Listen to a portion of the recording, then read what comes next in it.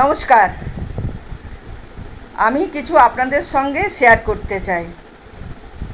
রোজই বাজারে যাই, কিন্তু কি কিনবো কি কিনবো না ভেবে পাই না। যে জিনিসপত্রের দাম, এই নিয়ে একটা ছোট্ট কবিতা লেখার চেষ্টা করেছি মাত্র। কবিতার নাম আজকের বাজার। কি আর করা, সব জিনিসের দাম যখন ভীষণ রকম চড়া।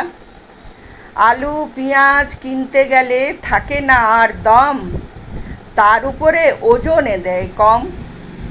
কাঁচা লঙ্কা আদা রসুন কিনতে ঝরে ঘাম, ঝিঙে পটল উচ্ছে বেগুন বাড়ছেই শুধু দাম। কি আর করা, সব জিনিসের দাম যখন ভীষণ রকম চড়া। দিনমজুর খাটি আমরা, পয়সা করি কম, কাঁচা বাজারের আগুন দেখে হয়েছি পাগল।